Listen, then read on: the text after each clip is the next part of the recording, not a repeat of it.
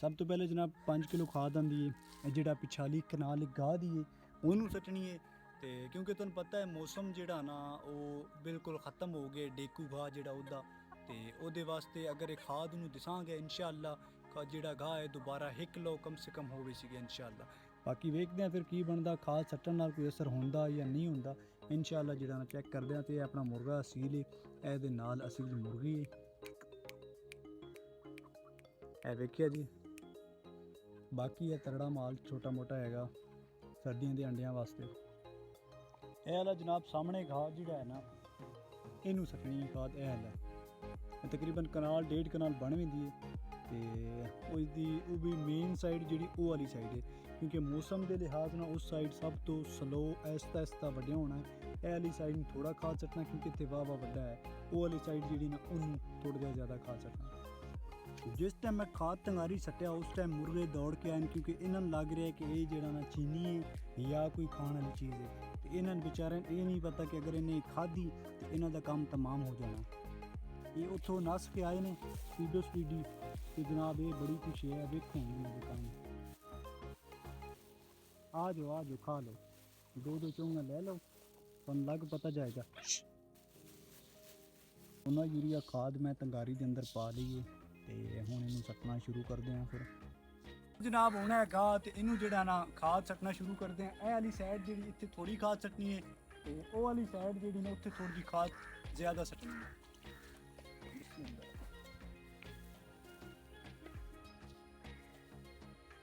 पर नॉर्मल हल्का जिहा जिहड़ा ना छांडा देना है खाद का क्योंकि मौसम की सूरत हाल के नाल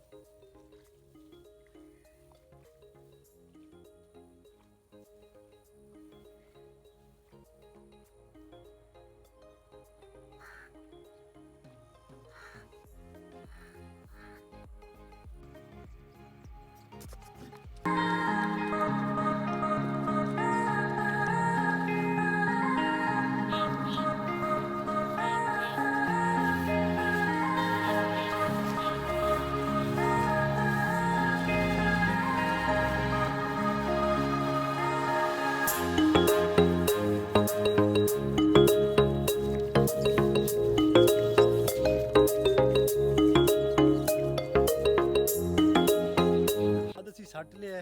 तो गर्मी की सूरत हाल जी है ना वो धुप जिस टाइम की चढ़ी है वाह वाह गर्मी बन गई है। तो भाई इकराम होरी गाह नालों वढ़ रहे हैं नाल इन्हां दा गाह दे खेत ही जनाबे वाला।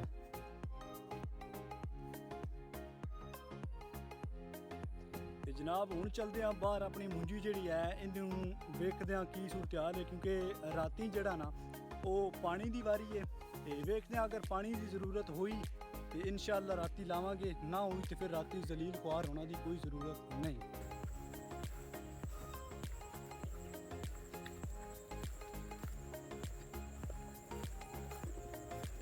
वाला जेड़ी मुंजी मैं चक्कर मारन जा रहा मतलब वेखण जा रहा कि जितों मैं लगता है कि उस मुंजी का पानी जिहड़ा कम होना है वो वाह वाह दूर है। वो जिथे तुहानूं शफैदे नज़र आ रहे हैं, दरख्त नज़र आ रहे हैं, उस जगह पर तो अलहमदुलिल्लाह आ अपना एकड़ जिहड़ा मुंजी का है बिल्कुल तैयार होने वाला है। मुंजर इहदी निकल आई। हुण वेखते हैं अगर इनू किसी स्प्रे की ज़रूरत हुई फलदार स्प्रे की तो इंशाअल्लाह फलदार स्प्रे भी करांगे जिमें कि भाई कर रहे हैं। जिहड़े तो नज़र आ रहे हैं बिल्कुल मैं नज़दीक जाके भी इंशाअल्लाह जिहड़ा नहीं तुहानूं विखावांगा कि जिहड़ा स्प्रे हो रहा है इंशाअल्लाह अगर सानूं भी ज़रूरत हुई तो वह भी स्प्रे करांगे। इंडिया तो इलावा भी जिहड़ा विच शामिल है जिहड़ा है बूटे वड्डे तो नज़र आ रहे हैं इस जगह पर भी। इस मुंजी के अंदर भी एक निसरिया बूटा है। ये सारे बूटे जिहड़े ने मिलावट वाले बूटे ने ते ये सब तो पहले तैयार होंदे ने।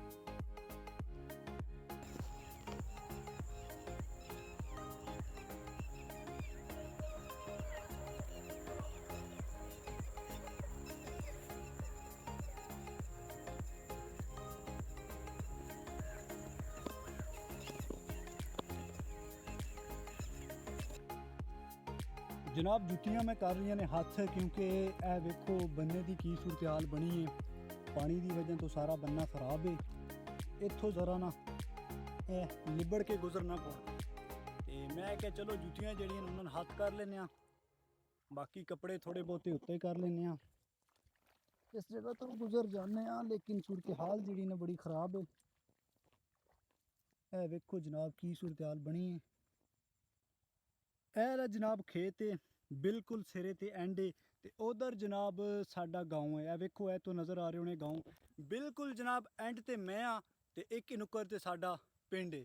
ਇੱਥੇ ਮੈਂ ਆਇਆ ਵਾ ਇਸ ਮੁੰਜੀ ਦੇ ਅੰਦਰ ਪਾਣੀ ਚੈੱਕ ਕਰਨਾ ਸੀ ਕਿਉਂਕਿ ਰਾਤੀ ਪਾਣੀ ਲਾਣਾ ਸੀ ਤੇ ਅਲਹਮਦੁਲਿਲਾ ਇਸ ਮੁੰਜੀ ਦੇ ਅੰਦਰ ਪਾਣੀ ਜਿਹੜਾ ਨਾ ਜਨਾਬ ਵਾਵਾ ਹੈ।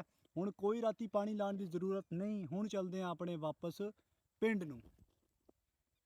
जनाबे वाला मेरे वास्ते खुशी का मकाम है क्योंकि यार राती पानी लाना जड़ा नहीं बड़ी मुश्किल है क्योंकि वड्डी वड्डी फसल है ये अंदर राती पानी लाना बड़ा मुशक्कत वाला काम है।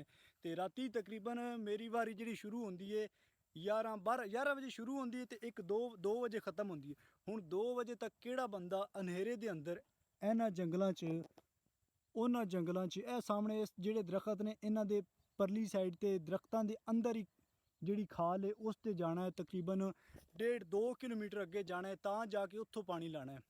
ਤੇ ਕਿਹੜਾ ਬੰਦਾ ਉੱਥੋਂ ਪਾਣੀ ਲਾ ਕੇ ਆਏ ਜਨਾਬ। ਜਾਣਿਆ ਤਾਂ ਮੁੰਜੀ ਨੂੰ ਚੈੱਕ ਕਰਾ ਦੇਵਾਂ ਜਨਾਬ। ਇਹਦੇ ਅੰਦਰ ਵੇਖੋ ਬਹੁਤ ਜ਼ਿਆਦਾ ਜਿਹੜਾ ਨਾ ਰੱਲਾ ਹੈ ਦੂਜੇ ਬੀਜ ਦਾ। ਇਹ ਹੁਣ ਦੂਜਾ ਬੀਜ ਹੈ ਜੀ ਬਿਲਕੁਲ ਬਾਰੀਕ ਦਾਣਾ ਛੋਟਾ ਹੈ। ਇੰਡੀਆ ਜਿਹੜਾ ਉਹਦਾ ਦਾਣਾ ਵੱਡਾ ਹੁੰਦਾ ਤੇ ਵੇਖੋ ਇਹ ਕਿਵੇਂ ਨਜ਼ਰ ਆ ਰਿਹਾ। ਅੱਧੇ ਬੂਟੇ ਜਿਹੜੇ ਨੇ ਉਹਨਾਂ ਤੇ ਫਲ ਬਿਲਕੁਲ ਕੰਪਲੀਟ ਹੋ ਚੁੱਕਾ ਹੈ। ਉਹਦੇ ਅੰਦਰ ਚਾਵਲ ਵੀ ਬਣ ਚੁੱਕਿਆ ਹੈ ਤੇ ਅੱਧੇ ਬੂਟੇ ਜਿਹੜੇ ਕਿ ਇੰਡੀਆ ਦੇ ਨੇ ਉਹਨਾਂ ਦੇ ਅੰਦਰ ਹਾਲੇ ਕੋਈ ਨਹੀਂ ਬਣਿਆ। ਇਹ ਫਰਕ ਜਨਾਬ ਬਹੁਤ ਜ਼ਿਆਦਾ ਪੈਂਦਾ ਕਿਉਂਕਿ ਜਿਸ ਟਾਈਮ ਵਪਾਰੀ ਨੇ ਖਰੀਦਣੀ ਹੈ ਮੁੰਜੀ ਉਸ ਟਾਈਮ ਬਹੁਤ ਜ਼ਿਆਦਾ ਫਰਕ ਉਹ ਕੱਢਦੇ ਨੇ ਇਸ ਬੀਜ ਦੀ ਵਜ੍ਹਾ ਤੋਂ ਕਿਉਂਕਿ ਇਹਦੇ ਅੰਦਰ ਮਿਲਾਵਟ ਰਲਾ ਹੁੰਦਾ ਹੈ ਇੱਕ ਖਾਸ ਬੀਜ ਨਹੀਂ ਹੁੰਦਾ ਜਿਸ ਵਜ੍ਹਾ ਤੋਂ ਬਹੁਤ ਜ਼ਿਆਦਾ ਨਾ ਉਹਨਾਂ ਦਾ ਮਤਲਬ ਵੇਚਣ ਆਣੇ ਦਾ ਰੇਟ ਕਮ ਹੋ ਜਾਂਦਾ। ਤੇ ਦੋਸਤੋ ਮੈਨੂੰ ਦਿਓ ਇਜਾਜ਼ਤ ਇੰਸ਼ਾਅੱਲਾ ਮਿਲਦੇ ਹਾਂ ਨੈਕਸਟ ਵੀਡੀਓ ਦੇ ਅੰਦਰ। ਅੱਲਾ ਹਾਫਿਜ਼।